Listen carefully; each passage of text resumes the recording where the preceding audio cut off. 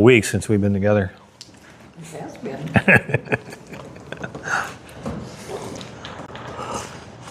So you guys should have all kinds of questions then, right? I lost the notebook that I had the questions in, and when I come across it, we will have a whole encyclopedia of stuff to talk about. I had 3 of the questions that I could remember. Okay. I probably missed it, but what is the significance of them tearing their clothes when something is happening? Oh, it is a sign of mourning. Mourning? Like you're really sad, disappointed, that kind of thing. There's a Jewish tradition that some of the Orthodox Jews will still do things like that. Like at a funeral, they'll take like a straight razor and like cut part of their clothes and rip it to just signify that they're humbling themselves and they're in a time of sorrow. They used to, like Job, he would throw ash up and they'd land on their heads and things like that. And it was always a kind of an outward sign of how they felt inside. They would wear sackcloth, which is kind of like a burlap bag. If you've ever gotten a 100-pound feed sack from a granary or something, not comfortable at all. And it's just trying to show outwardly what you would be feeling inwardly. It was things like that. Our culture is very different. We try to mask more of our sorrow, where in the Middle East that it's more of a wailing, they let it out kind of a thing. So very, very different culture. Yeah. Okay. Yeah. Anybody else want to turn? I got one more. If Saturday's the Sabbath, which I think I know the answer to this, but I want to make sure that you say the same answer, then why do we have church on Sunday? Okay. Is church considered work? No. So God gave the Sabbath to the nation of Israel, and it was established really way back at the creation that God did his work on 6 days. He rested on the 7th. He gave that as a model to the nation of Israel, the giving of the law, Exodus chapter 20. And the idea is that the work is completed. You don't need to do anything else. You are to rest.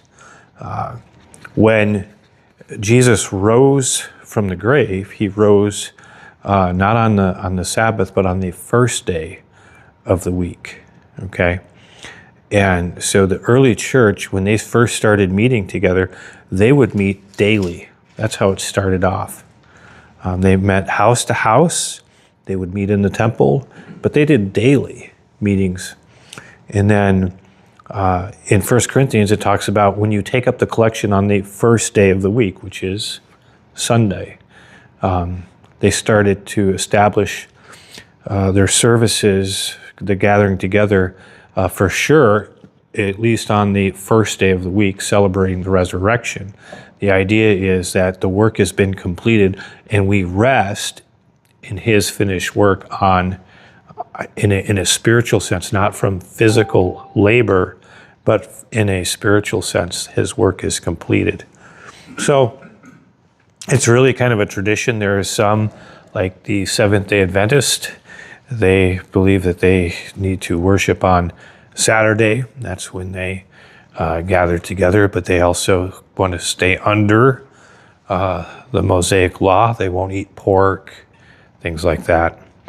More of a work salvation instead of resting in what Christ finished. So it just became more of from what people could see, what the early church did was getting together on the first day of the week because of the resurrection, not on the Jewish Sabbath. We can worship. It had to do when he rose. It had to do when he rose. Yes, his resurrection. Yeah. That's what I thought was going on, but I didn't know if we just didn't do church on Sunday because technically when we're all here, Yeah. everybody's still working. Like you couldn't even carry your mat on the Sabbath. Yeah. So, Yeah, so the Pharisees, they were trying to have a real revival in a sense. Before I forget, Kelly, could you kick that leg where Gary's at? That table looks like it's about ready to. Thank you. That one does that every once in a while. Oh, I was afraid it's just going to go boom. Doesn't it lock? Not really. It has the thing on it, but doesn't.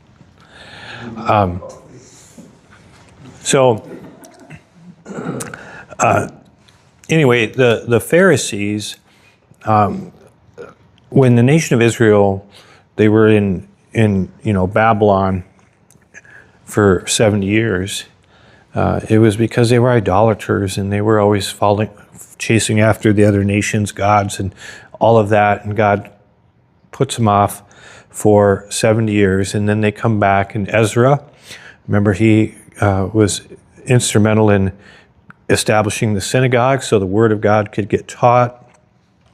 He was responsible for coming back and rebuilding the temple so they could resume the sacrificial system and those things.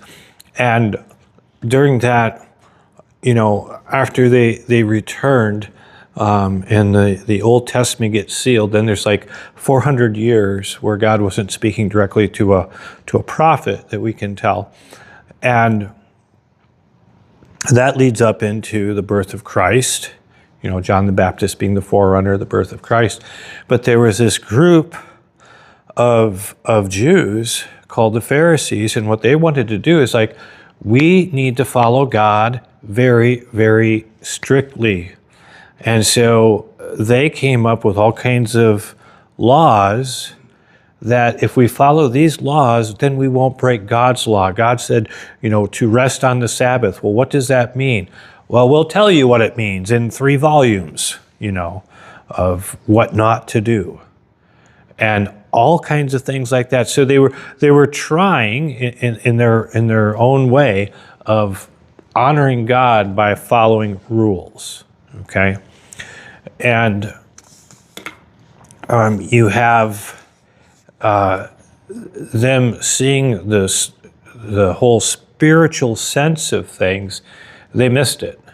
Well, we're not sinners because we're following these laws. We're obeying God. We're pleasing God because we don't do these things. Our forefathers, they killed the prophets, but we wouldn't do that. And Jesus says, you're testifying against yourself that you came from those people, that you're he's pointing out there's something inwardly wrong. And they didn't see that. They were always looking at the outside. In fact, go to Matthew 23. This is a real rebuke to those people, and it really shows you the heart of the issue. That they were just worried about the outward appearance and not an inward transformation. So Jesus spoke to the multitudes and to his disciples. This is Matthew 23, verse 1. Saying, the scribes and the Pharisees sit in Moses' seat. So this is a reference to the synagogues. In each synagogue, there was this seat, a place of authority, that when a rabbi would come in, they would give him a scroll. He would read from the scroll. He would hand it back, and he would sit down in Moses' seat, and then he would give a commentary on that scripture. So that's what he's referring to when he says they sit in Moses' seat. They have that place of teaching authority. All therefore whatsoever they bid you to observe, that observe and do, but do not after their works, for they say and they do not. So Jesus isn't really hitting on the problem of what they were saying. He has a real problem of what they're doing. The law is good. Following the law, that is good. The problem is you can't do it. You fail, For they bind heavy burdens and grievous to be borne and lay them on men's shoulders, but they themselves will not move them with one of their fingers. All the works they do for to be seen of men. They make broad their phylacteries and enlarge the borders of their garments, and love the uppermost rooms at feasts and the chief seats in the synagogues. Now, phylacteries and things like that were things where, if you've ever seen them with a box tied to their head and things like that. Yeah, well, God said, bind my word upon your forehead and upon your hand. Now, did he want it, little inscription written in a box and tied? Or is he saying, whatever you're thinking should have to do with my word. Whatever you do, the work of your hand, should, reflect who I am and my laws.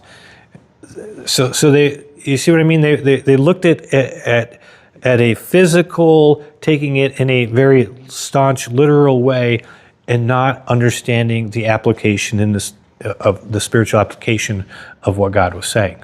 Okay, so he says. So they did that. They loved to be greeted in the markets, being called of men, Rabbi, Rabbi. Be ye not ye called Rabbi, for one is your master, even Christ, and all of your brethren. And call no man your father upon the earth, for one is your Father, which is in heaven. Neither be ye called masters, for one is your master, even Christ. But he that is greatest among you, let him be your servant.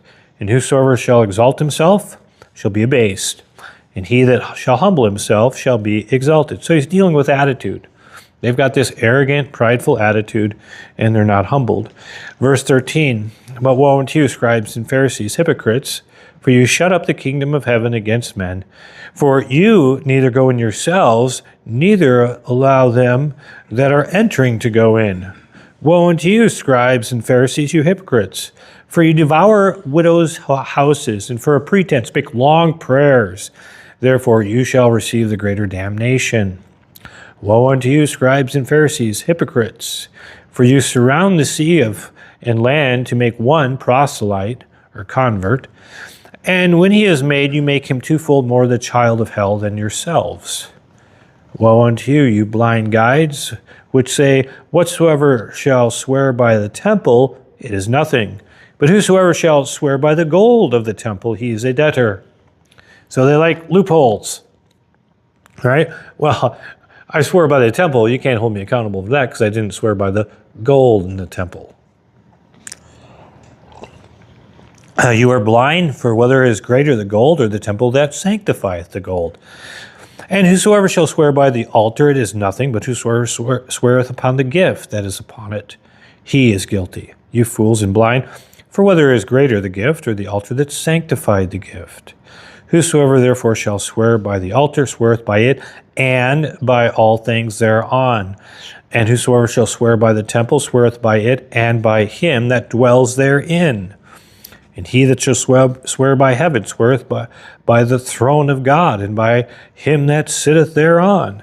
Woe unto you, scribes and Pharisees, hypocrites! You pay a tithe of mint and anise and cumin, and have omitted the weightier matters of the law, judgment, mercy, and faith. So this is very interesting because the law has three parts. You have what we call the moral law, 10 Commandments, what is morally right and wrong. We have the civil law, how Israel was to function as a nation. And then you have the ceremonial law, the sacrificial system, the shadow of good things to come, of how Christ would fulfill it. And Jesus divides up into the law into judgment, mercy, and faith. Judgment, what is right and what is wrong, the moral law. Mercy, the civil law. They were to have mercy. It was supposed to be a just law, mercy for the victim, but, punishment for the guilty. And faith, the ceremonial law. These you should have done and not leave the others undone. You blind guides which strain out a gnat and swallow a camel.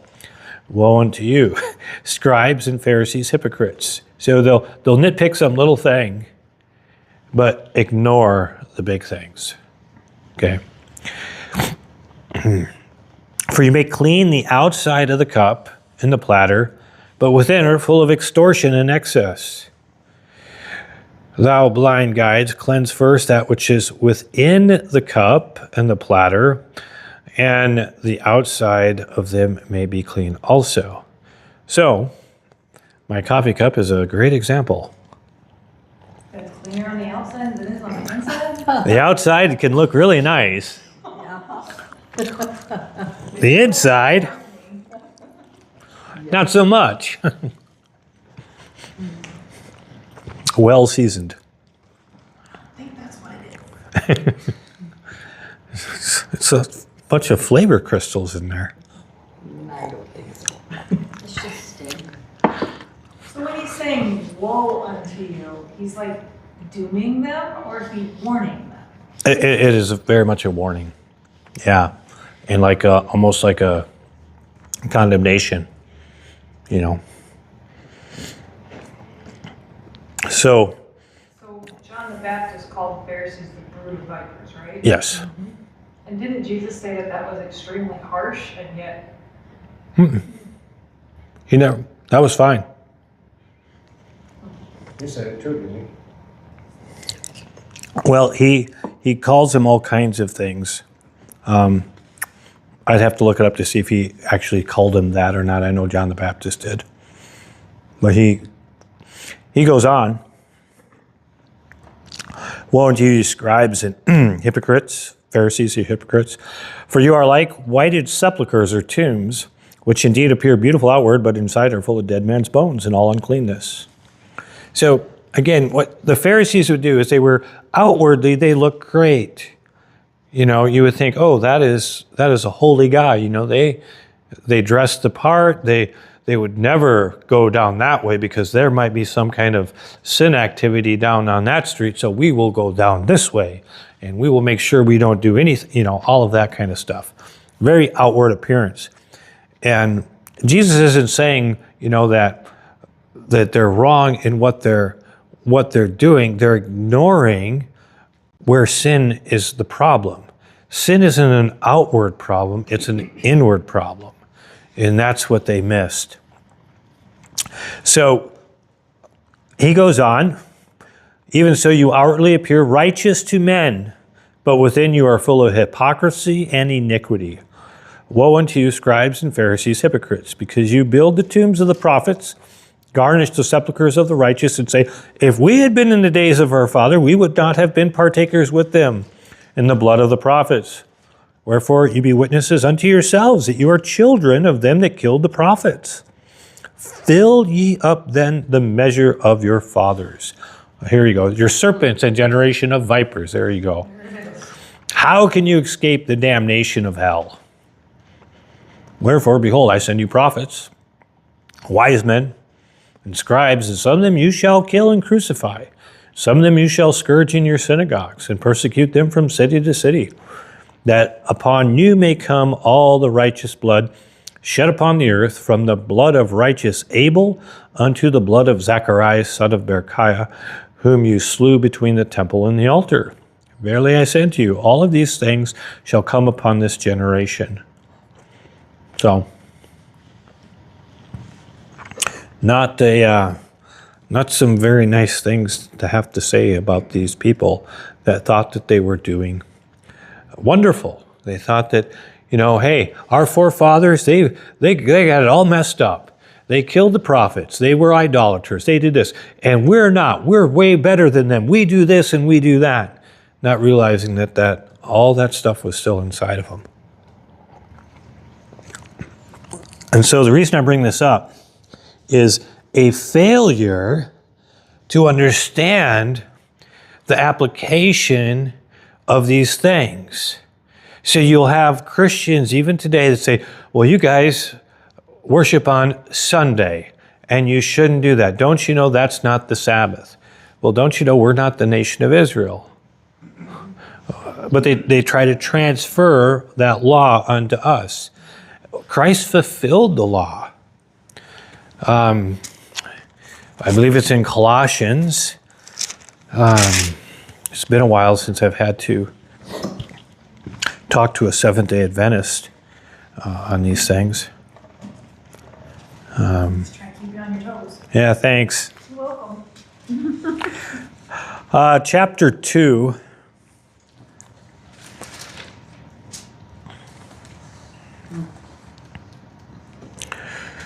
Okay, so let's go to verse 13. Colossians chapter 2, verse 13.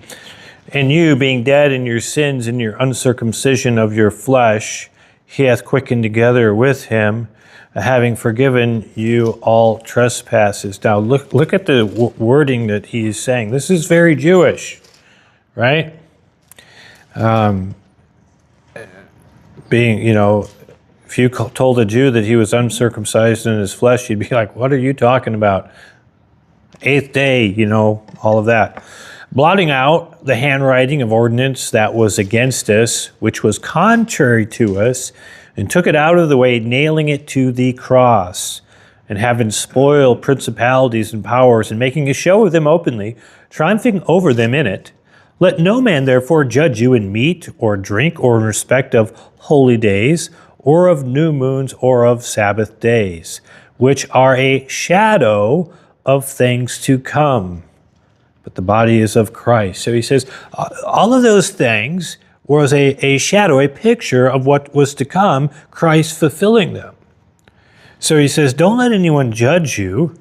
You guys don't do this on the Sabbath? Don't you know that was that Saturday? That was the Sabbath day of Israel and so on.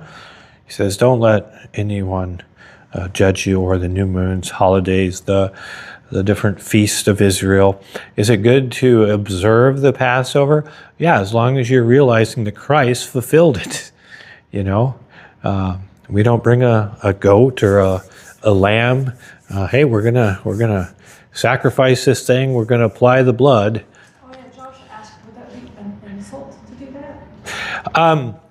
Since Jesus fulfilled that? I think if you're thinking that that's going to save you, definitely. When the Jews do it, whenever they get the temple back, which I don't know when that'll happen, but they will get it back someday, or have a third temple, what's called the third temple. It is very much, it has no efficacy. It has no effect. Christ fulfilled it. They'll do it, but they're not seeing what the true Passover was. They missed it. So they're going to have that temple. They'll still be in unbelief. They'll start the sacrificial system again. They'll be in unbelief. So yeah, I would agree. It would be almost like insulting. Yeah. But then, didn't we talk about them having a sacrificial system again in heaven? Yes. Oh, well, it'll be on like the 1,000-year reign.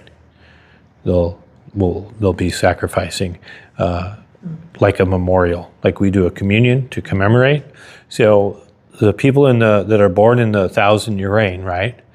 Will they have a concept of death? Not really. Will they have a concept of what sin deserves? And I think it's to kind of show that. But the Gentiles won't be doing that. I think that just like throughout the Old Testament, Gentiles were welcome to be part of the nation of Israel and go under the law and recognize that they needed the Savior too, because the promise was to all people.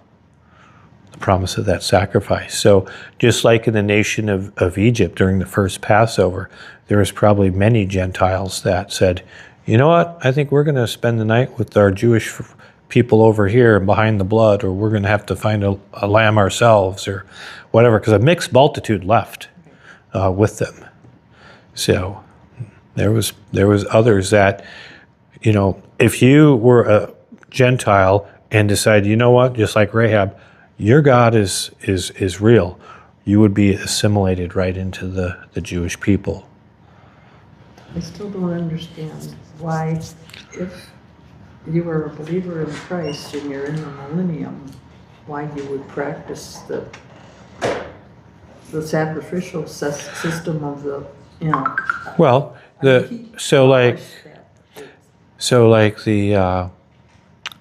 The Feast of Tabernacles is mentioned during that time, that if the people don't, if the nations don't come to celebrate the Feast of Tabernacles, they don't get any rain. Okay? Isn't that the week that they're living in the booths? Yes. Yes, because the idea comes from, like, in the Gospel of John, chapter 1, where it says, and the Word became flesh and made his dwelling among us. That word is he tabernacled, he stayed, he's living among us. And that is the concept of fulfillment of the Feast of Tabernacle, is God is living here once again with his people. And so as far as like a sacrifice being made, it would be, I think, very similar to our like communion service, where we're not sacrificing anything, but we take the bread and we say, this is like his body, this is to remember his body that was broken, and this is the juice, and it's to remind us of the blood that was shed. We don't believe that it's actual blood. We don't believe that that's his actual flesh, like in Roman Catholicism.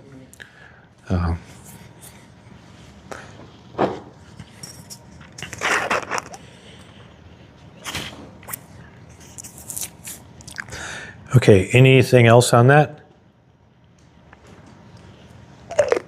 Hebrews talks about the concept of entering into his rest. If you go to Hebrews, I know it's in chapter 4, but it might have to back up into chapter 3 a little bit.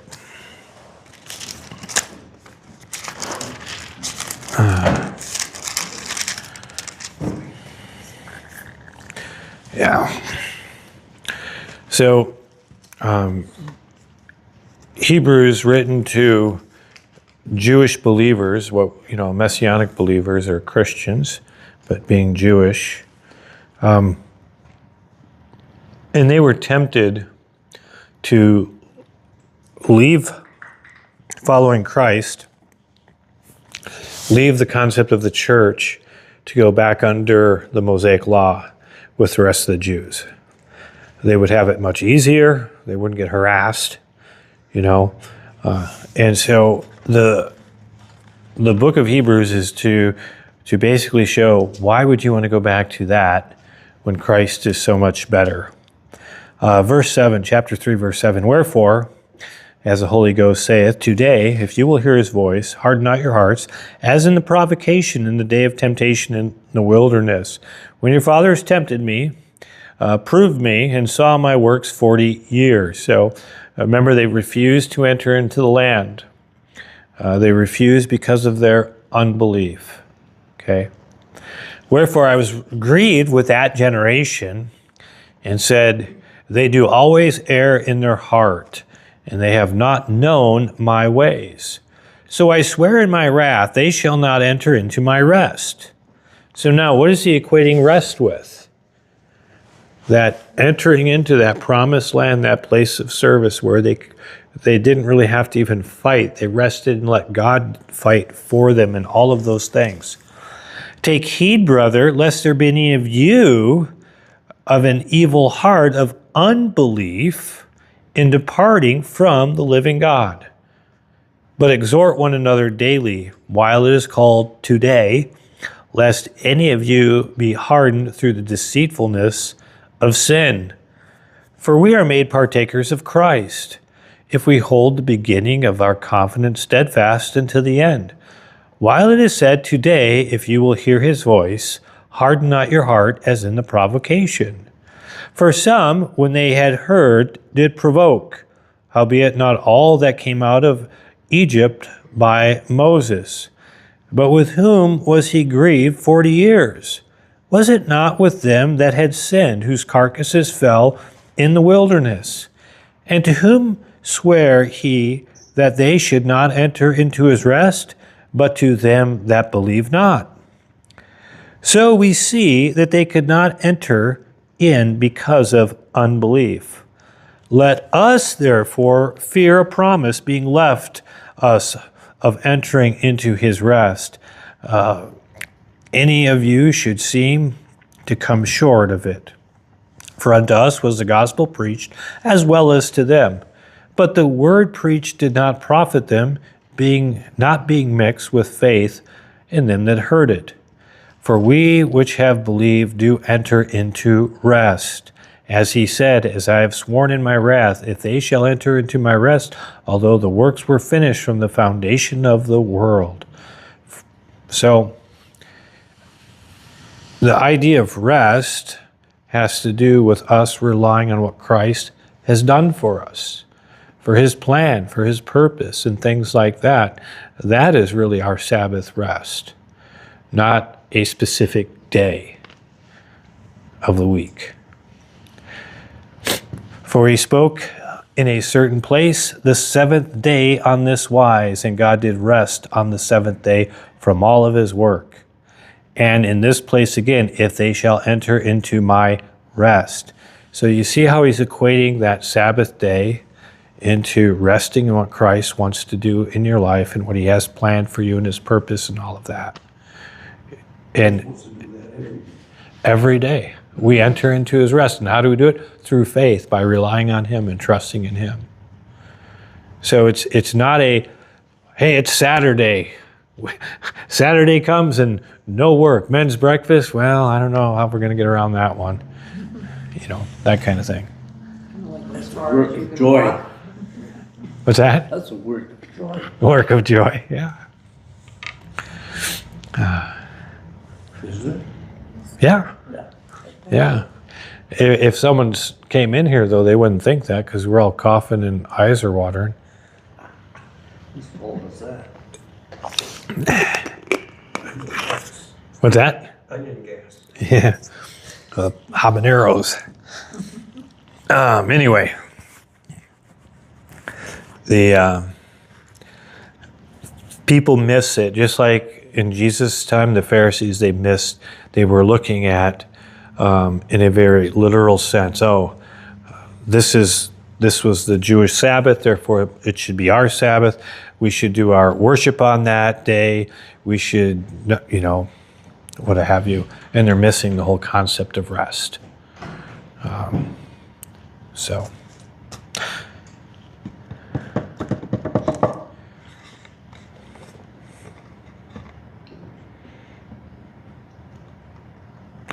You could go on with chapter 4 about the whole rest concept too. Anything else? So instead of resting in the Lord, they're resting from the world, from all their works, they do. So like the Jewish people and that, yeah, it's just like, okay, we don't work. Yeah. And that's somehow pleasing.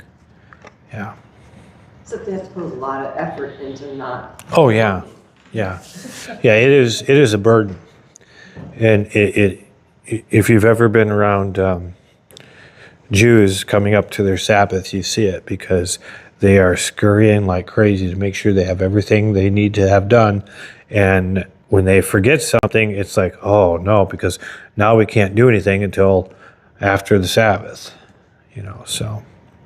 Or if like even just picking up your mat would be a problem, if you're still doing the Sabbath, like just walking to the refrigerator and get food out of it would be work, wouldn't it?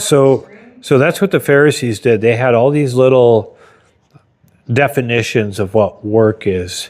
You know, if you got a dirt floor, so don't scoot your chair back because you made a furrow, like to plant. That's not actually what the Sabbath was intended. No, not at all, not at all.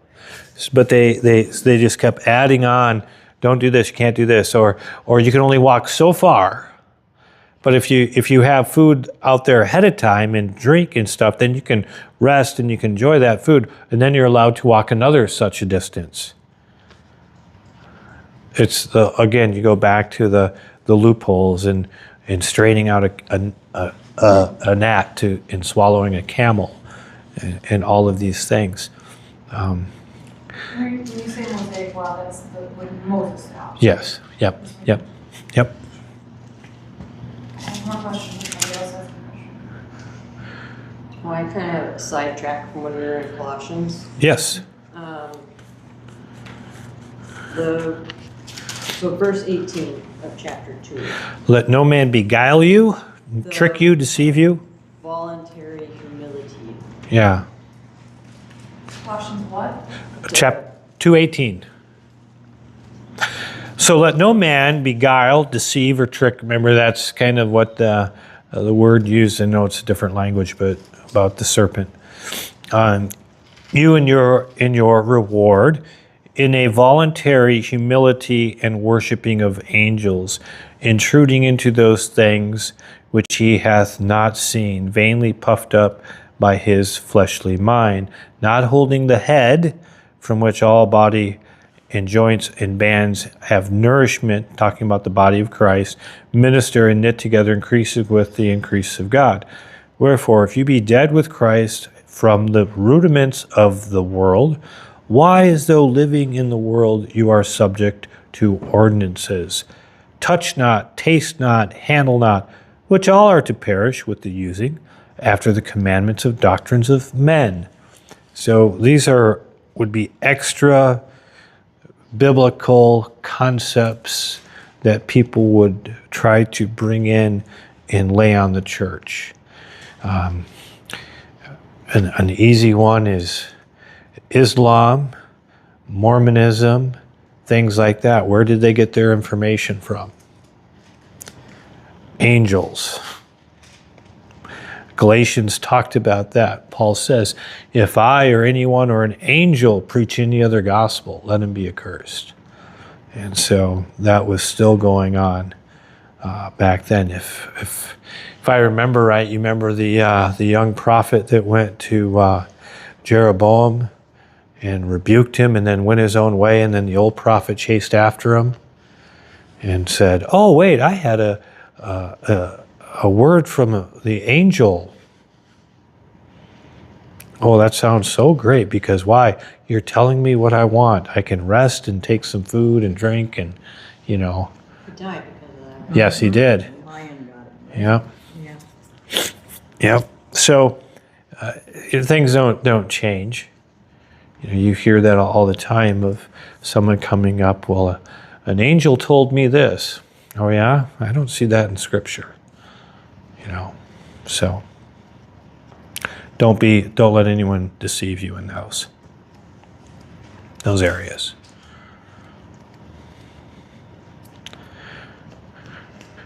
Okay, anything else? All right. So I've been doing a lot of reading in a lot of different areas, and I'm just curious so Numbers 22 mentions the donkey that was smart enough to not try to cross, Yep. and just kept laying down or being sent the other way, and then he got all mad at him, right? Yep. So the donkey was smart, the dude was dumb. Is that the same reference as in 2 Timothy, when he says, I'm trying to find it, something about being smarter than a dumb donkey? It might be in 2 Peter when it talks about Balaam being rebuked by the dumb donkey. I have it saved. I've been in it so much that I don't remember where the scriptures are. It's technically a good one. Let's go to 2 Peter 2, 15 and 16. Which have forsaken the right way, gone astray, following after the way of Balaam, son of Besor, who loved the wages of unrighteousness, but was rebuked for his iniquity. The dumb donkey, speaking with a man's voice, forbid the madness of the prophet. Absolutely. So is he referring back to that Yes. same donkey? Okay. Yep. Yep. Okay, I can't deny that gave me a really good giggle. Yes. Yeah. And because I'm re-going through the front of it, I'm at the part in Numbers, I think it's Numbers 20, when Aaron passes, like he's told he's not going across the Jordan. Yes.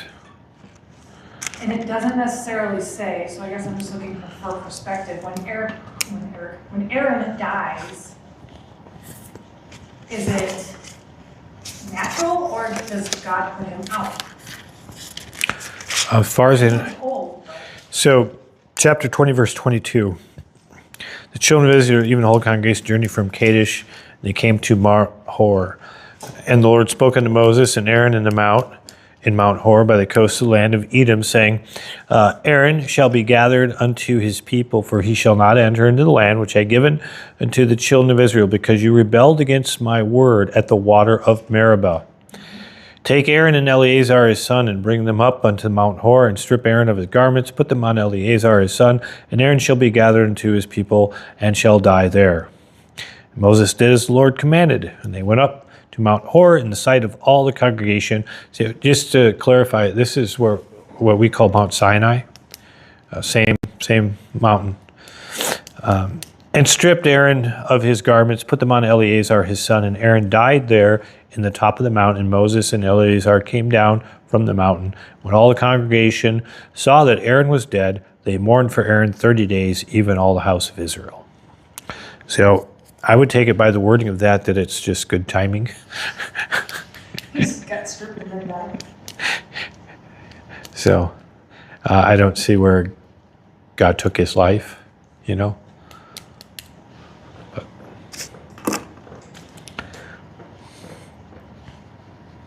someone may argue and say, well, doesn't God hold our breath in his hand? And, well, that's true, you know. If he pulled away, everything would disintegrate, so.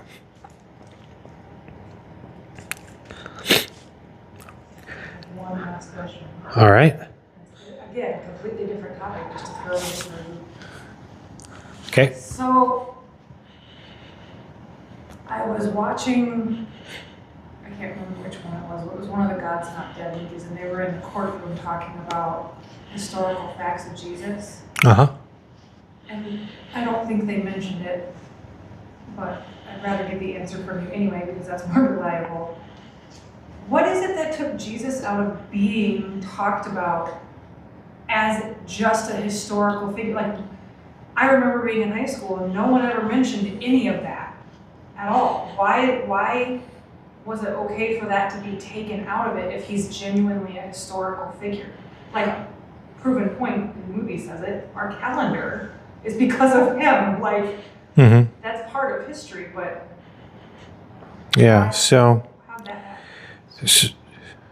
did you have something? 60s, wasn't it? Well, the 60s, they took prayer out of school, Bible reading out of school, things like that. 1963, I believe it was. But even before that, if you go back,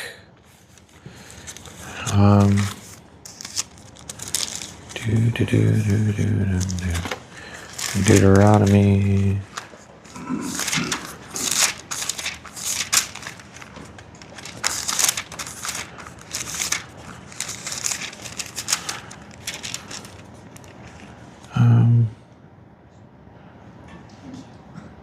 Yeah, let's go to Deuteronomy chapter 6.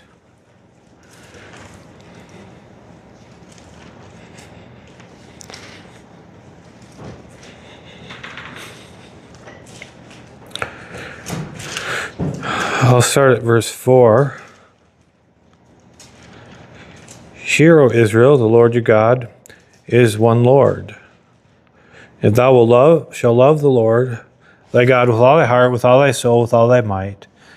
And these words which I have commanded thee this day shall be in thy heart, and thou shalt teach them diligently unto thy children, and shalt talk to them when you sitteth in thy house, and when you walkest by the way, and when you lie down, and when you rise up. And thou shalt bind them for a sign upon thy hand, and they shall be as frontlets between thy eyes. And thou shalt write them upon the post of thy house, and on thy gates. And it shall be when the Lord thy God shall have brought thee into the land where he swore unto thy fathers Abraham, Isaac, and to Jacob to give thee great and goodly cities which you built not, and it goes on. So, one of the things that God was instructing the nation of Israel was to take the responsibility to teach these things to your children, right? And he gives the different settings. Teach them diligently to your children. When you talk to them, means parents should have a talking relationship with their kids. When you sit in the house, hard to do that if television's going 24/7, right? When you walk by the way, when you lie down, when you rise up, are we missing any time frame in there? It's all the time, right? Be diligent to teach your kids. Now, the education system for the Jews was the parents taught their kids the Bible, the Old Testament. They would work on memorization of the first 5 books for the kids to memorize those. The Exodus, Genesis, Exodus, Leviticus, Numbers, Deuteronomy. Memorize those. Have them to be able to quote them. And, their education system was done by the time they were 12. By the time they were 12, you were considered going into adulthood of man, and you would be learning some kind of work, a trade. If you were notably smart in understanding the Word of God, a rabbi might take you as a student, as a disciple, to teach you to become a rabbi. But that's what they had. You look at, some like in our country, like the Amish are very much more of teaching those kids at home. They might have a classroom or so on, but that's why I think homeschooling is the best way to go. If everyone did homeschooling, I don't think we'd have nearly the problems in this country that we do. But our education system changed. If you want to look up some people, you can look up Horace Mann and John Dewey and the effect that they had on our education system.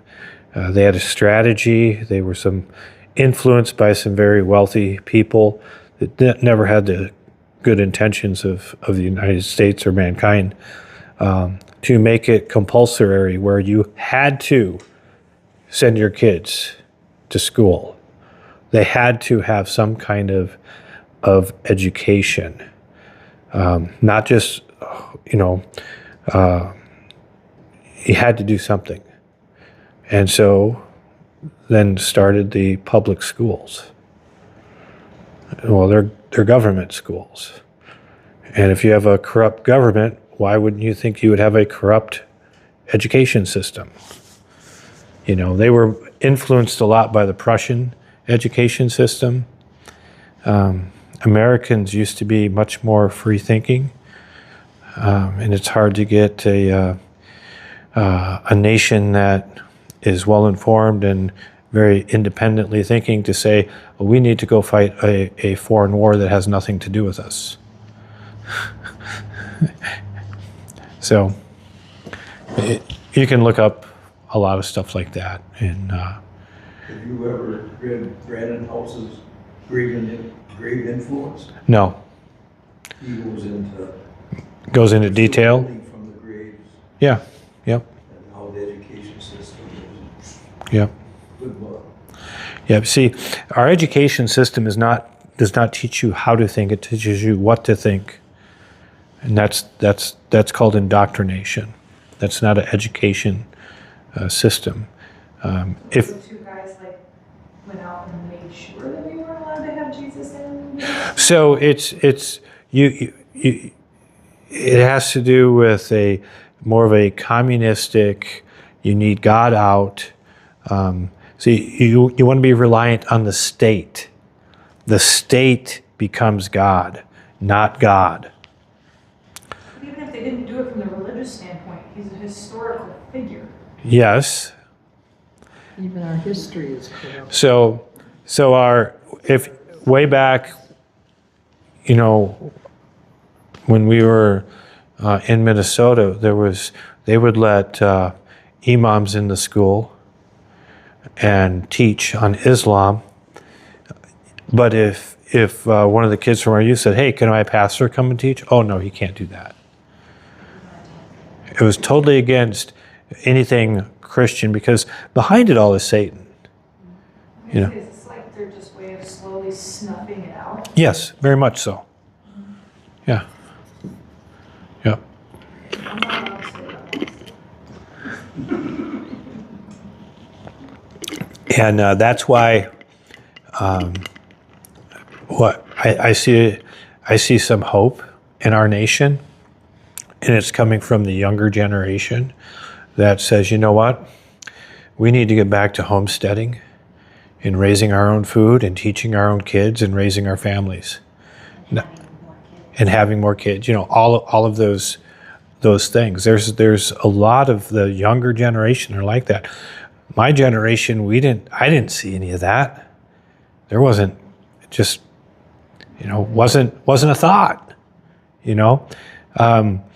Our generation was more, hey, maybe we should homeschool. Maybe that'd be a good option, But these younger generations, there's a lot of them that they just want a few acres of land and raise their own food and take care of their family and their kids. And, it's kind of refreshing to know that people are going back to things like that. Would that be what you would think is like the start of the revival? Well, it's more of an outward thing, but hopefully there's more to it, but it's like a lot of things, just like homeschooling. There's secular people that homeschooled, that they weren't doing it for religious reasons. They wanted their kids to have a better education and not just be indoctrinated. Or be on lockdown constantly? Yeah, or things like that. I know some people on my bus route, they just like, we're just kind of done with all of this masking and this and doing this to the kids and telling them that they may be a boy when they're, and all that. So we're just done with all of that. Yeah, and it had nothing to do with,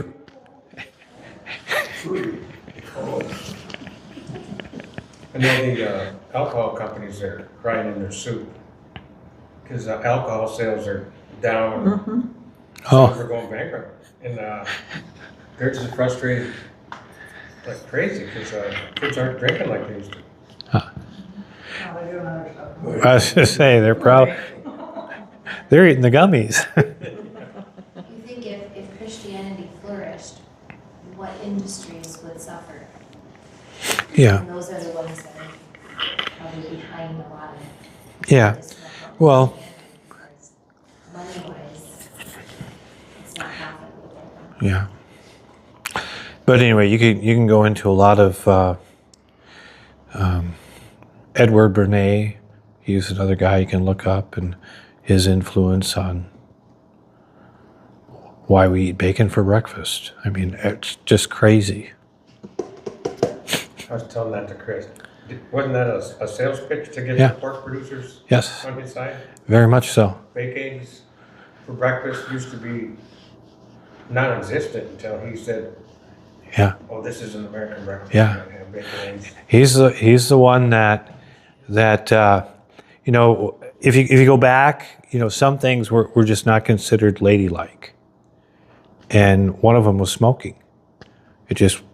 And he was like, we're missing out on half the market.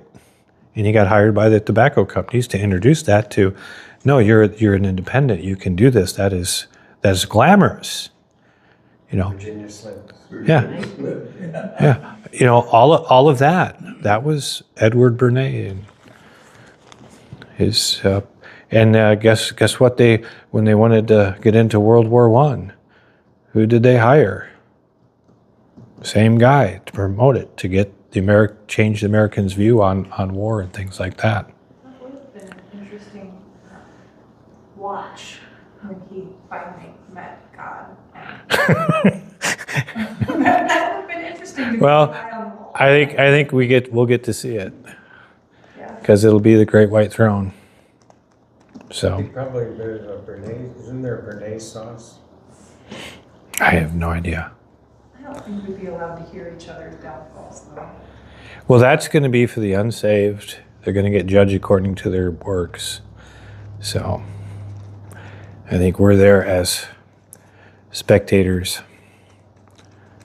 But okay, I got a quickie. yes, Like, this morning you couldn't say it was supposed to be a blood moon because of sure. something. But I'm under the impression none of that applies. Hagee was always trying to say, Yeah. like that guy, Jonathan Cahn's book, Mm-hmm. associate the blood moons with Revelation. But the blood moons they're talking about are after the Great Tribulation. Yeah. During the second 3.5 years. There's going to be, the Bible talks about the moon turning to blood, things like that. But there's been blood moons throughout, and some people will say, well, when this happened to the Jews, it was this, and when this happened to the Jews, this happened. And I think that there's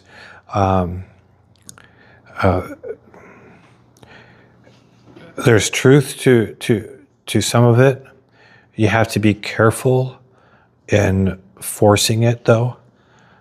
So we know that when God created the stars and everything, He's put them for signs and for seasons, right?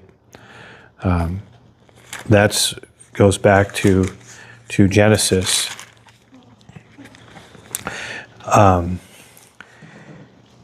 It says, verse 14, chapter 1 of Genesis, verse 14. God said, let there be lights in the firmament or the expanse of heaven to divide the day from the night. Let them be for signs and for seasons, for days and for years. Let them be for lights in the firmament of heaven to give light upon the earth. And it was so. God made two great lights, the greater light to rule the day, the lesser light to rule the night.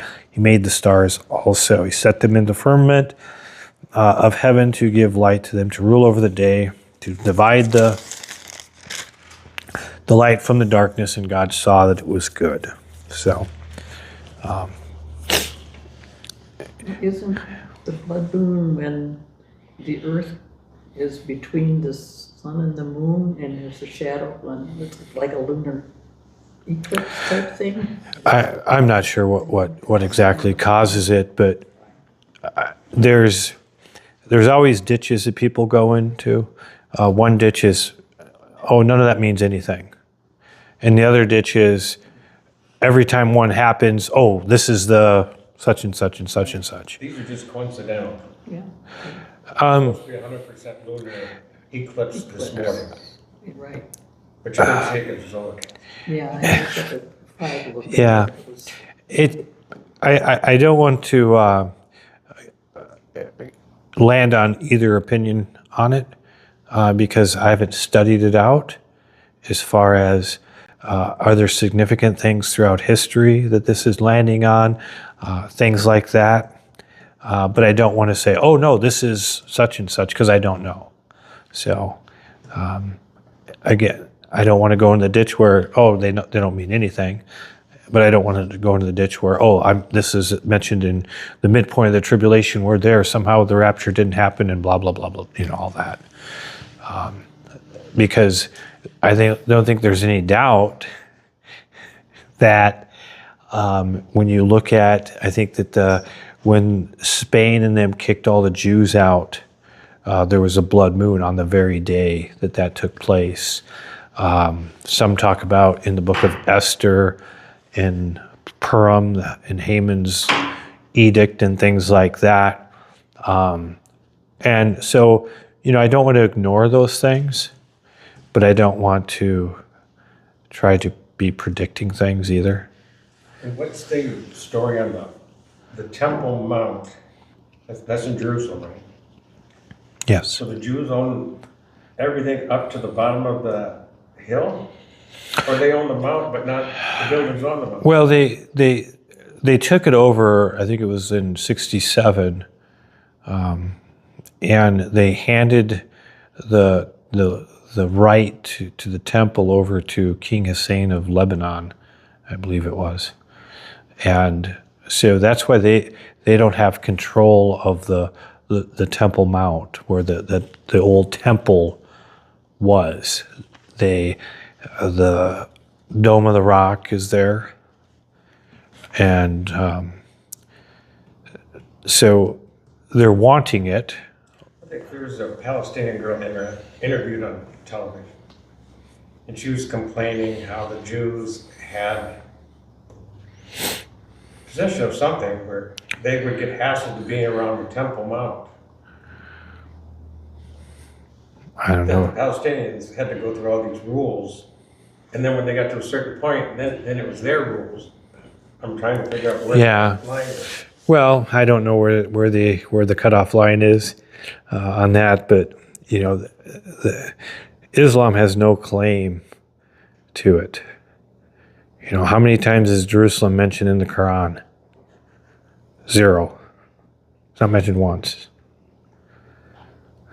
So it's what is it? They try to claim that that's where Muhammad took off on his horse. Barak, yeah, is what they try to claim. It's nothing like that in the Quran or anything like that. But Like, when was that built? I don't know. It's Was old. that there after that war where they got it given back to them? Was that already there? Oh yeah. That was there before? Yes, very much so. Because it was controlled by Islam for hundreds of years. You know, and back in '48, when they gave them that little sliver, they got attacked, and then in '67, when they attacked again, they really spread their boundaries out, and they ended up giving a lot of it back. 72, 73, the Yom Kippur, same kind of thing. Now Israel is more on the offensive as far as a lot of Jews are wanting to take the biblical boundaries for their own. And people are having a conniption fit over that.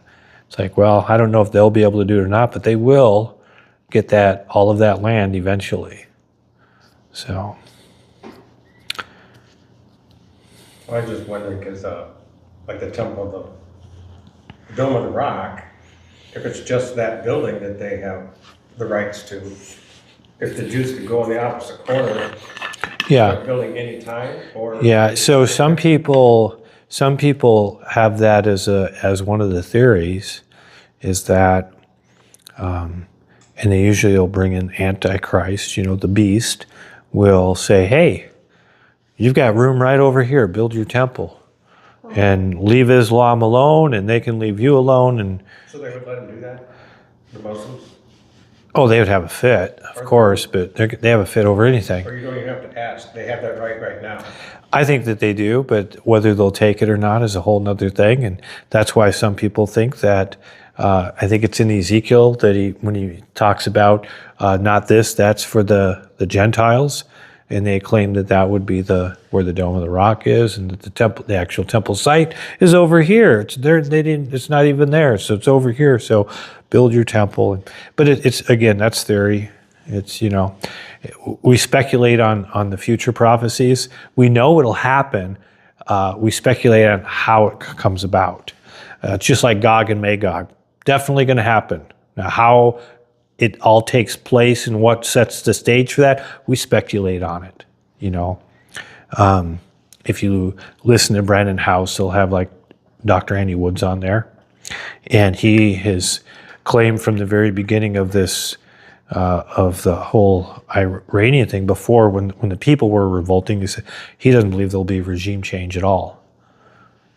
Because his thinking is they're going to come against Israel during the Gog-Magog, and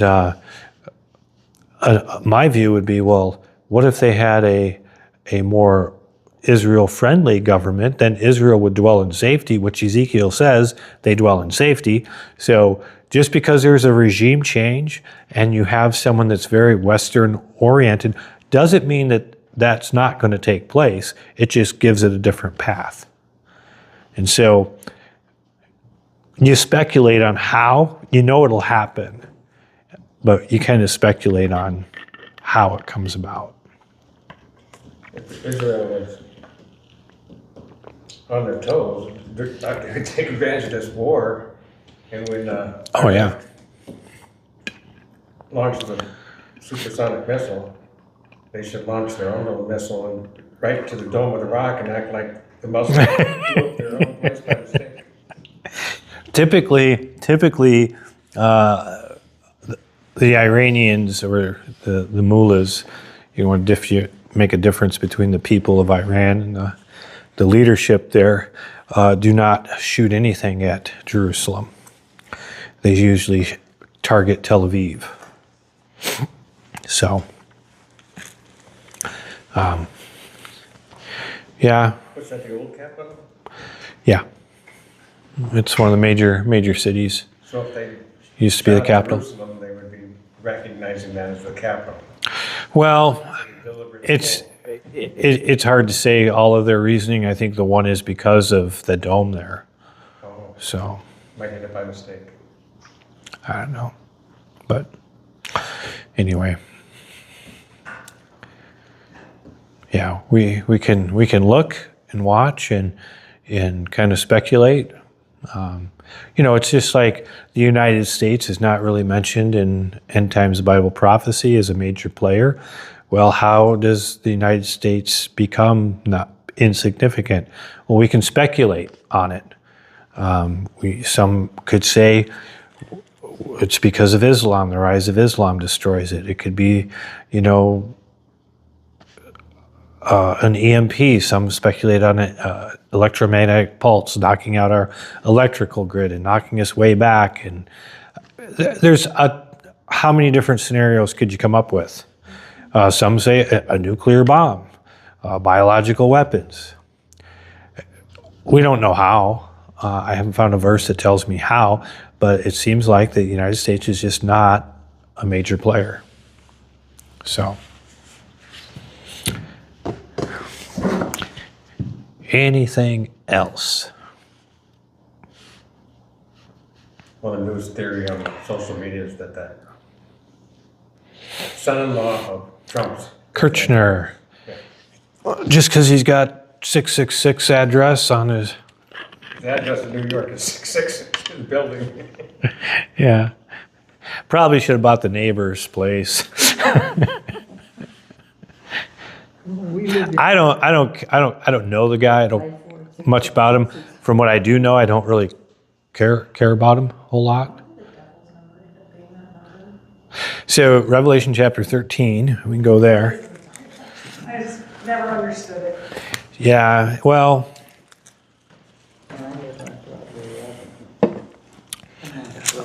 Revelation 13. yeah, chapter 13. There's been so much speculation on this number. We need to. We can take a look at it. So, let's go back up to verse 11. 13:11. It says, I beheld another beast. So, the first beast that the chapter 13 is talking about is whom we have titled the Antichrist. But the Bible calls him the beast, okay? The son of perdition, the man of sin, the lawless one. There's all kinds of titles to him. But when it says another beast, now this is who we also call the false prophet. This comes from Revelation 19:20, where he's labeled that. Okay, so another beast coming out of the earth, and he had two horns like a lamb, and he spoke as a dragon. And he exercised all the power of the first beast before him, and caused all the earth and them that dwell therein to worship the first beast, whose deadly wound was healed. So this is getting into the midpoint of the 7 years, the 3.5-year period. And the first beast is going to have a deadly wound, but he's going to come back. It's going to be, I think, a counterfeit or a copy of the resurrection of Jesus. So he does great wonders so that he makes fire come down from heaven on the earth in the sight of men. This is like Elijah or one of the two witnesses. Okay, he deceives them that dwell on the earth by the means of those miracles which he has the power to do in the sight of the beast, saying to them that dwell on the earth, that they should make an image to the beast, which had the wound by a sword and did live. And he had power to give life unto the image of the beast, that the image of the beast should both speak and cause as many that would not worship the image of the beast should be killed. And he caused all, both small and great, rich and poor, free and bond, to receive a mark in their right hand or in their foreheads, that no man might buy or sell save he have the mark or the name of the beast or the number of his name. So this is definitely an allegiance thing. There's three things that you have. You have a mark, you have a name, or you have a number of the name. Number of the name. Is that kind of like the Jewish alphabet? Some people speculate on that too, and they get into gematria and things like that. So here's wisdom. Let him that have understanding count the number of the beast, for it is a number of a man, and his number is 666, or 666, 666. So from that goes all kinds of speculation on what that means, what that is, and so on. So you've heard of angel numbers, right? Heard of what? Angel numbers? No. There's like, well, maybe it's a teenager thing. But there's these numbers like 222, 323, whatever. Okay. So like that would technically be his angel number then, or I have never heard of those. some prediction of a certain number that follows you around being your angel's number, and then they have necklaces that have it with cards. So that's gotta be another one of those weird zodiac-like things. Yeah, I don't know. A guy named Wally Shabat, who is a former Muslim, becoming a Christian, when he looks at the Greek, he says those are not Greek letters. And he claims that that is the sign of Islam. And he makes a pretty good case on it if you ever want to look him up and watch some videos on him. And you know, like the Islam will have the armband, and it has the cross swords and the little insignia about Allah and so on. You know, he says that is it's Arabic. It's not Greek in the manuscripts, and he claims that's what it is. And they put it on their arms, and they put it on their foreheads. So it's interesting. I wouldn't put all my chips on that, but it's another interesting way of looking at it. But regardless, we won't be here for it. It won't be something that you take by mistake. It is a sign of allegiance. You'll have the mark or the name or the number. So there'll be some kind of mark, some kind of specific name of the beast, or the allegiance comes from a number, or maybe he's right, and that's that Arabic meaning of allegiance to Allah. So yeah, lots of. You think Islam is going to play a big role in the end times? I do, yes, yeah. I think that the Roman Empire So let's go all the way back to Daniel 2.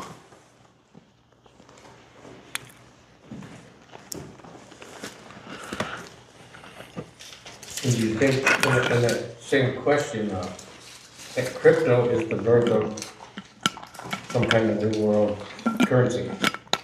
I think. Crypto. Okay, so there's lots of views on crypto. Crypto, if you let me put it this way, if you close the Bible, you're not thinking a biblical reference. Crypto makes sense. Okay.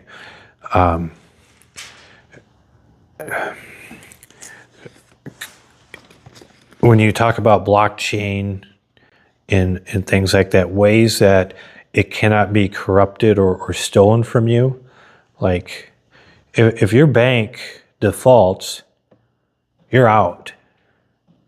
You know, there's FDIC insurance. Well, they can only insure a little bit and they're done. They're belly up. And then what do? You're just out. You don't have it. So the theft, you know, I like tangible,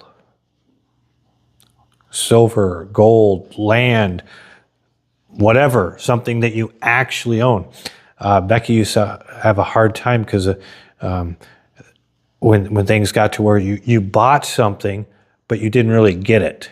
You know, like you used to get a CD or a DVD of something. Well, you don't get that anymore. You just get this, well, you don't have it. You know, you can buy someone's music, right? And it's on your computer. If your computer dies, you don't have it. You don't have anything physical, in other words. But the upcoming generation, they don't think that way at all. Everything. How many young people carry cash? Cards. Hardly any. Yeah. Don't even have cards. They got their phone. Yeah. You know. Venmo. You know, all of that. So, in some senses, I can see where it makes sense. You know, like I said, not thinking of it in biblical terms. It's inflation and the printing of more money that you could bypass all of that going with crypto. So. If the grid goes down and there's no technological stuff. Oh, you're done. I went to the bank the other day, and the computer was, Yeah, computer was down. I yeah, couldn't even draw out $100 yeah, because they couldn't do it. yeah. But I could deposit money. They had no problem taking my money. Oh, we'll just write you out a receipt. Here you go. Yeah, yeah. But so anyway, back to the crypto thing. I think it's coming. It's just a matter of time. We can, you know, when our generation dies off, there won't even be resistance to it. No, it Not sounds like much. a good idea, getting rid of like the pound and the yen and Well, yeah, have one recognized thing. But then now that crypto's coming around, they got XRP and Bitcoin, yeah. and they're just recreating foreign denominations. Why don't they just agree on one or two? Why? Like, Well, eventually that's what will take place, I think. I mean, there's Elon Musk made his own currency, and Trump made his own, and Yeah. his wife made World his own. currency. You remember back in the 50s, early 60s, how many snowmobile companies were there? How many what? Snowmobile manufacturers. Everyone, their dog made a snowmobile. Evinrude made snowmobiles. Johnson made snowmobile. John Deere made snowmobile. I mean, everyone made a snowmobile. How many are there now? Yeah. What do you got? Skidoo or Bombardier? Yeah. They don't make anything. Arctic Cat. Polaris? No. Yamaha. I don't know if Yamaha still makes them or not. They were 3 or 4. You know, I mean, it just that's how things go. You know, you weed out or buy out your competition, and I think the same is going to happen with the crypto stuff eventually. You know, if one's dominating and someone's rising up, why not buy them out? Okay, but if you've got gold, how do you get rid of the gold? If their money isn't worth anything, how is gold? Are you talking about like in a futuristic biblical time? Well, I don't know. I mean, if you're buying gold because it's something tangible, So, so how do you spend it if there's no market or there's no? because you'll never have a problem with someone giving you paper money for gold. that won't be a problem. It's if there's a total collapse, then it's like you can eat your gold. I've got food. You know. Right. So But you could buy land with gold. yeah, You don't need to convert it into currency. yeah, A lot of people will sell their land for gold. yep. If it doesn't, we don't have a total meltdown. If we're not gonna be here, why does it matter? Yeah. Well, it's one of those things that I just don't want to be a part of contributing to a system that's going that way. I'm not worried myself about it, you know. But it's the other thing is you look at what China has right now. They have a social credit score. So if they don't like you've been, because they know everything. You know, in China, the kids have the laptop, and as they're going through, the computer's analyzing their face if they're paying attention or not. It's maximum control. They know, just like your phone is analyzing your face while you're scrolling to see how you're reacting. Okay?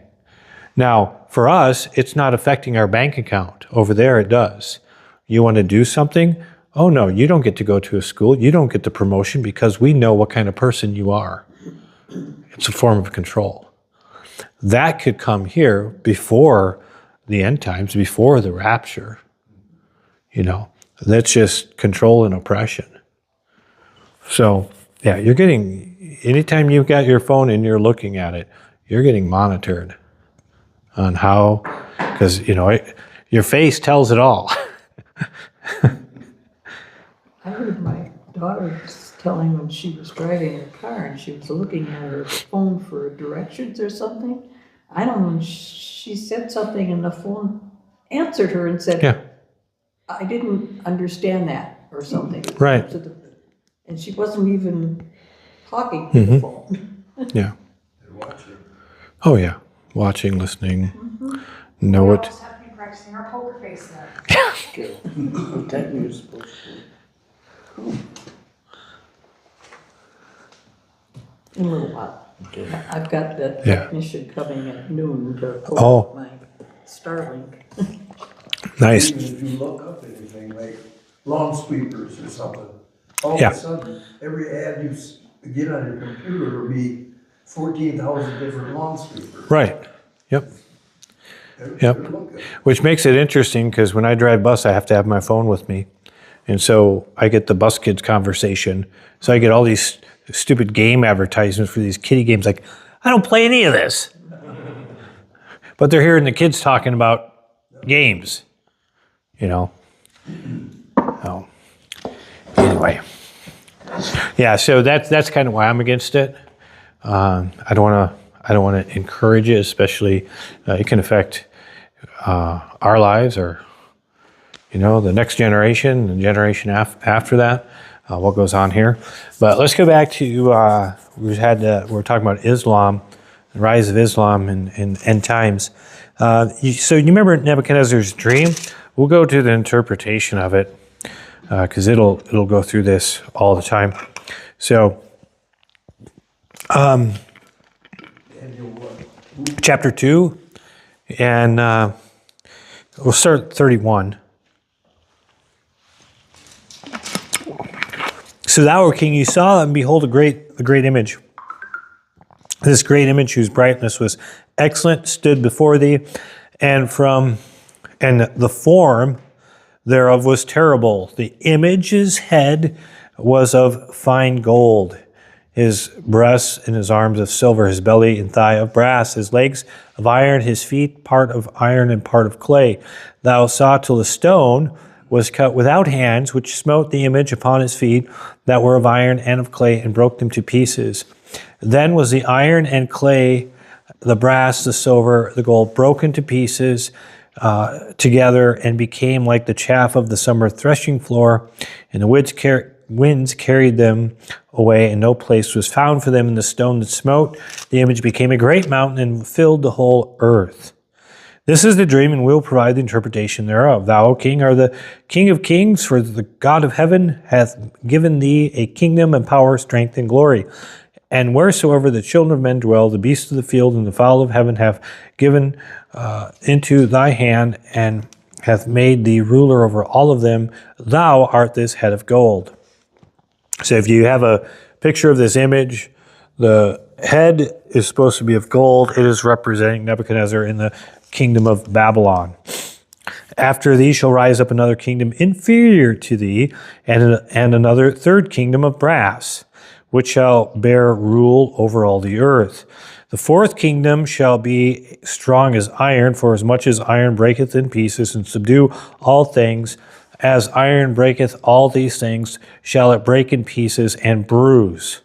So notice what it's doing. It's this fourth kingdom is breaking in pieces, subduing, and bruising. Okay? Verse 41. And whereas you saw the feet and toes, part of potter's clay, part of iron, the kingdom shall be divided. So it's talking about the same kingdom. Notice it talks about the first, the second, the third, the fourth. Does not mention the fifth. Okay? Just mentions the four. And the toes and the feet were part of iron, part of clay, so the kingdom shall be partly strong and partly broken. And whereas thou saw iron mixed with miry clay, they shall mingle themselves with the seed of men, but they shall not cleave one to another, even as iron is not mixed with clay. In the days of these kings shall the God of heaven set up a kingdom, which shall never be destroyed, and the kingdom shall not be left to other people, but it shall break in pieces and consume all of these kingdoms, and shall stand forever. So that is talking about the return of Christ. Okay? Coming back and taking over. So if you want to be kind of strict, it mentions four kingdoms. The fourth one starts off and is divided into two, and then it's going to be breaking, and it's going to be partly strong and partly weak, and it's going to have all kinds of problems, is what it's saying. We're talking about the USA. We're talking about America. Well, we would be included into that because it comes from the Roman Empire. Well, it's not just our nation, but the nation. So if you go back to the history, you have Babylon. They were taken over by the Medes and the Persians, which makes you have two arms, Medes, Persians. Then it goes back to one, the torso, which is Greece, the Greek Empire.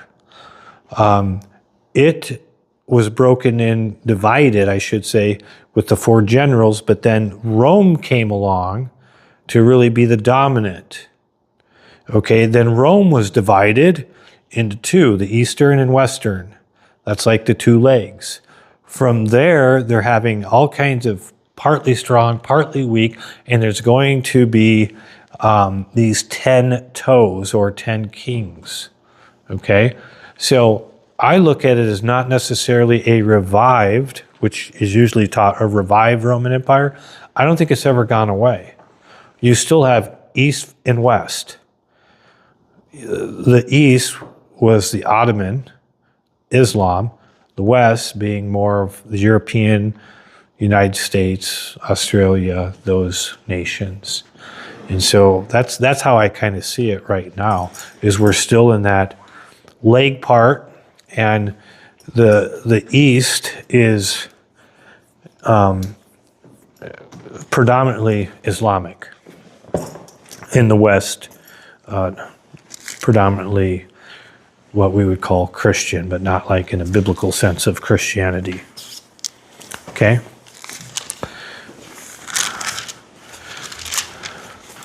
So then we have Daniel's vision in chapter 7, Daniel 7.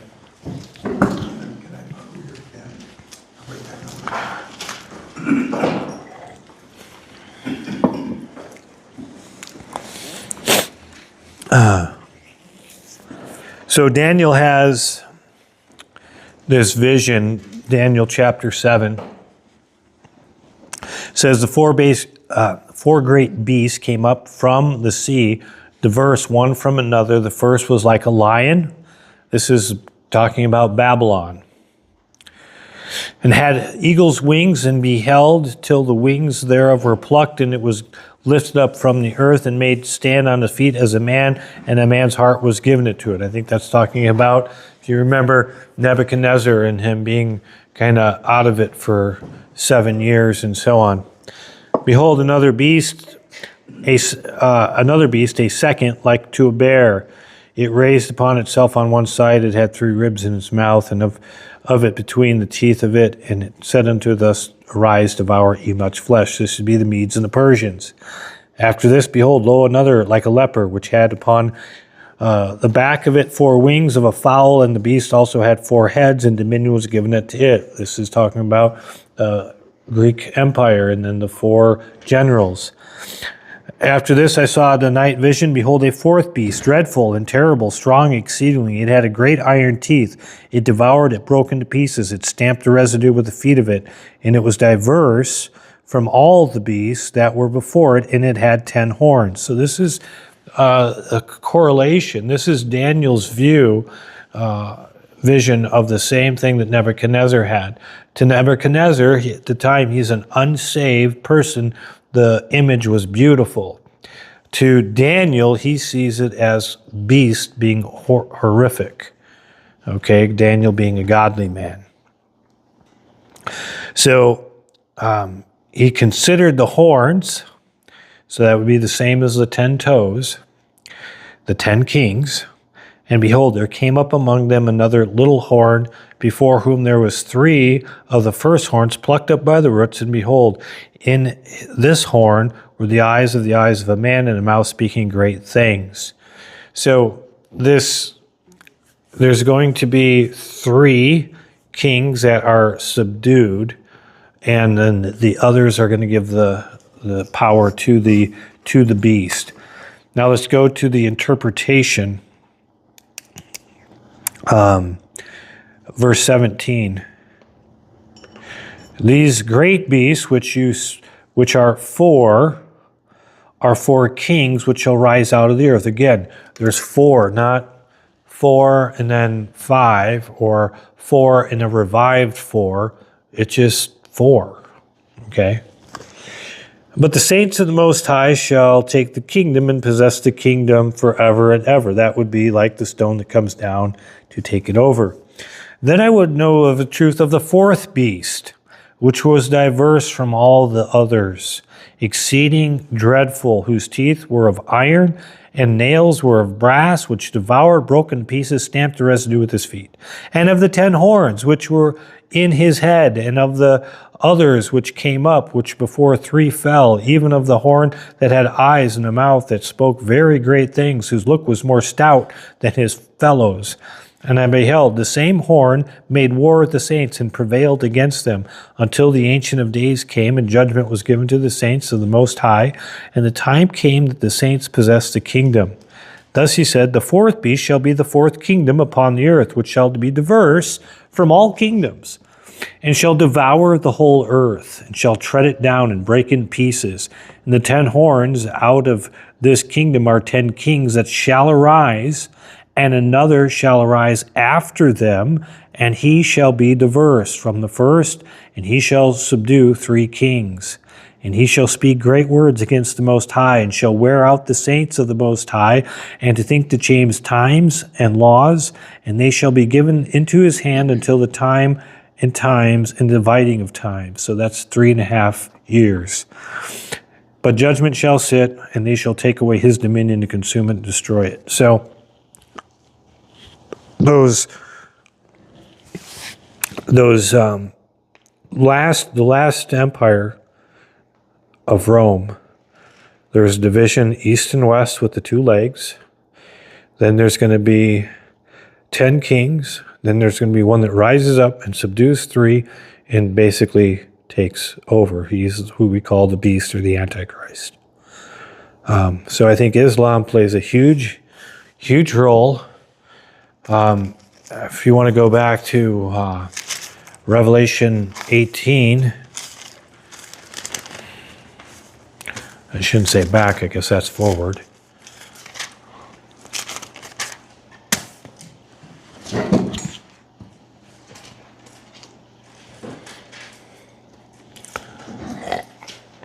Well, we'll back up a little bit. 17.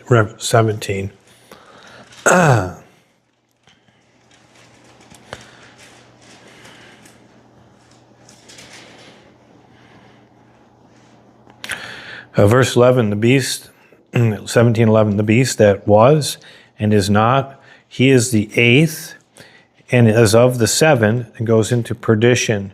The 10 horns which you saw are 10 kings, which have received no kingdom as yet, but receive power as kings 1 hour with the beast. These have one mind, and shall give their power and strength unto the beast. So it seems like he's going to subdue 3, the other ones give him the power then. These shall make war with the Lamb, and the Lamb shall overcome them, for he is Lord of lords and King of kings, and they that are with him are called the chosen and faithful. So that's his end is secure, is going to take place when Christ comes back. And he said unto me, the waters which you saw where the whore, this is the woman that rides the beast, the whore that sits upon many waters are people and multitudes and nations and tongues. Okay? The 10 horns which you saw upon the beast, these shall hate the whore. These shall make her desolate and naked, and shall eat her flesh and burn her with fire. For God had put it in their hearts to fulfill his will and to agree and to give their kingdom unto the beast until the words of God shall be fulfilled. And the woman which you saw, that is the great city, which reigneth over the kings of the earth. Okay. So what I think is going to take place is this woman that is riding the beast, who's trying to control it, is none other than Roman Catholicism. Trying to control and use Islam to break into pieces, to get control, to take the wealth of nations and things like that, to rob and to steal. But what's going to happen is it's going to turn. It's going to be too powerful, and it's going to turn on that system and destroy her. Now, I was trying to bring this up to Brennan House one time, and he's like, no, that's not Rome, it's Babylon. And I'm like, yeah, but Zechariah 5:5 says, well, we'll go to that and look at it. And I agree. Babylon is Babylon. But right now, it is sitting, that power, that religious system, the mother of harlots, is sitting in Rome, in the Vatican. It is not in Babylon. There's nothing really there in Babylon right now. So go to Zechariah 5:5. Catholicism deny that, or do they recognize that too? Your typical Roman Catholic would have no idea what we're talking about. They think that they're worshiping God and through Mary and Jesus and things like that. We're talking about when you get up into the upper echelons. Like the cardinals and that? Yes. Do you believe that? Well, yeah, I can't speak for every one of them, but you'd have to be high up or you don't make it that high up. You know, you're not one of them. It's just like the Masons. The everyday Mason think he's in a do-gooders club. He doesn't understand at the top they worship Lucifer, you know, and that's from their own writings.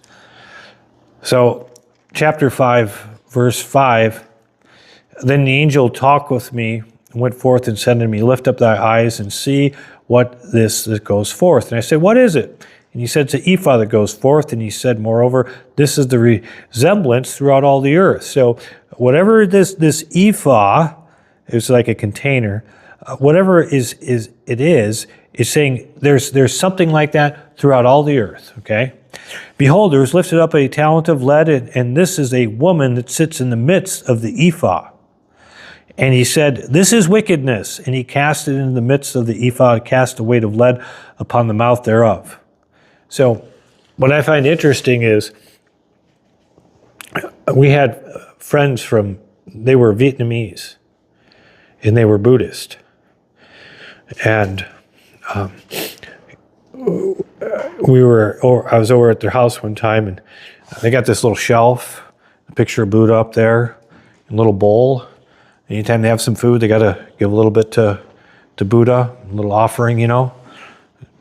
Just sits there, doesn't do anything. But on the other shelf, there's this picture of a woman. And if I showed it to any of you, you'd say, oh, that's Mary. And I'm like, what's the deal with a woman? And I understand you're Buddhist and you got a Buddha, but what's that for? And it's kind of funny because Tuan was the dad, and he's like, well, he started saying something, and his wife said, no, you're getting it all wrong. And he's like, yeah, you got to ask her. And she says, well, if we want something, you don't go to Buddha, you go to this woman. She'll give you the things that you want, you know, material things, stuff like that. And so even in their Buddhism, they've got a resemblance of that in their beliefs. So this woman is in this midst of the ephah. This woman has a resemblance throughout the earth. Then, verse 9, then I lifted up my eyes and looked, and behold, there came out 2 women, and the wind was in their wings, for they had wings like the wings of a stork, and they lifted up the ephah between the earth and heaven. And said I to the angel that talked with me, whither do these bear the ephah? And he said to me, to build it a house in the land of Shinar, and it shall be established and set there upon her own base. So it's returning to Babylon. That's where Babylon was built, was in the land of Shinar, in the plain there of Shinar. So what I'm thinking, if you put all these together, yes, it's in Rome right now, but it will return to Babylon. Go back to Babylon. Yeah. And that's what I think Zechariah is referring to here. And then you go back to Revelation 17. She's controlling the beast system, Islam. She's going to be devoured by it. Now, Islamic eschatology lines right up with this because they believe in their eschatology of end times that they have to get a holy war started, a huge jihad started. Their imam or 12th imam is going to come out of this pit and establish a 7-year period of peace. Okay, they're going to go throughout the world and with the Christians won't be here, and convert the rest of the world, and then they get to turn on them and take over everything. And I think that's how things kind of play out. Okay. Anything else? So yeah, I think Islam does play a major role. Did you get a chance to get Brandon about that or no? No, it's just, I think he assumed right away that I was saying that Babylon is really Rome. That's not what I was trying to say. I was trying to say that Rome is playing the part, will return to Babylon, will be defeated by Islam, and so on. I think he probably would agree. See ya. He may, have to look at it a while. I don't know. But you know how those, if you call into a place, you don't get say a whole lot, and it's on to the next. Especially if it doesn't really fit. Okay. Are we good? All right. What? I'm good. You're good? All right. Let's pray. Father, thank you for this time that we can get into your word and talk about all kinds of things, future events, and in that, and just thank you that you're coming to get us before those things take place. So, Lord, just ask that we take your truth serious and spread it to other people who do not know you. In Jesus' name, amen.